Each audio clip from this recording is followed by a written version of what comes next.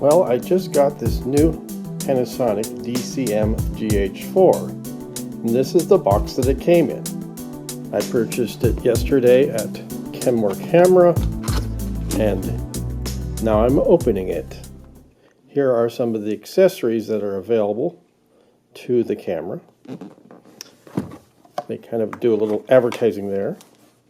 First thing that's in here is the assorted paperwork that comes with the camera, which is the DVD, which has their Silky Pix software, and I believe the manuals as well, which are here in paper form. And this is just a basic manual that comes with the camera. There's also an advanced manual online, and I believe that's on the DVD. The registration card, and of course a notice talking about the firmware of your lenses, which is important. I like going through all this paperwork because in the manual particularly you'll find stuff that you just don't realize the camera can do. And then this is talking about creating still pictures from 4K motion pictures. The real cool thing about this camera with 4K is you can use it as a very advanced motor drive for shooting any type of action by just shooting 4K, because you get 8 meg stills. And that's what that is talking about. When you open the box, you can see that the camera is in this cloth sleeve. There is the GH4. It's the same size as the GH3. Besides the camera, in the box, you have a strap, power cord, I believe that's for the charger. The charger, of course, which is the same charger for the GH3. So any of your batteries that you use on the GH3 will work on the GH4. And the charger. So if you already have a GH3, you now have 2 battery chargers. And of course, the battery, which is the same battery as the GH3, which means the third-party batteries will work as well in the GH4. And last but not least is a little USB cable for plugging in the side port of the GH4. Overall, a pretty nice package and an exciting camera. Here is the GH4. It looks very much like a GH3, except there is a locking mode dial right here, and that locks the mode on the camera. Right now it turns. If I push it in, it locks. Push it again, and it does not.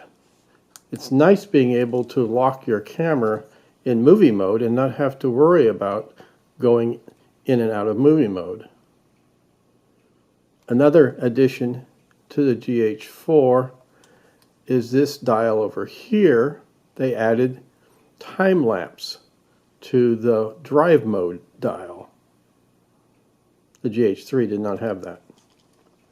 They've also improved the viewfinder. Much better eye cup.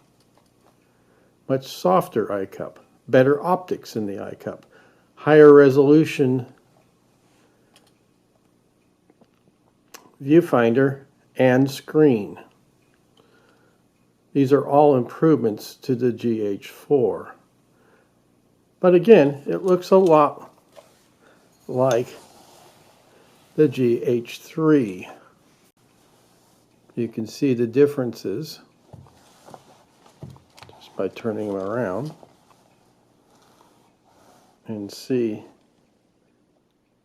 that most of the buttons and dials are the same, except for the locking mode and the additional time lapse. Overall, I like the small improvements that Panasonic has done to the GH4 over the GH3. The GH4 takes the same accessories as the GH3, including the battery grip. First thing you have to do is remove the rubber plug and put it into the battery grip. And then we will turn the camera around and screw in the 1/4 thread into the bottom of the camera. And now we have a battery gripped GH4. GH3 had a 16 megapixel sensor, but this sensor in the GH4 has been redesigned and built by Panasonic so it can do 4K video. Also, there's a new quad processor in the GH4, and that allows the 4K video to be recorded and displayed. It also helps with autofocus speed and screen refresh and a rolling shutter. You will see tests of that later. So let's put a lens on the GH4. I will take my beautiful 42.5 off the GH3 and put it on the GH4. Being a micro four thirds camera, all the lenses are totally interchangeable between the cameras. I am so happy that the GH4 is here. It has an improved viewfinder with better colors in the viewfinder, 4K video, and just a lot of other new features that seem to just make it a better camera than the GH3. I will be doing later tests on the 4K video and other features of the GH4 in other videos. Stay tuned for those at frugalfilmmakers.com.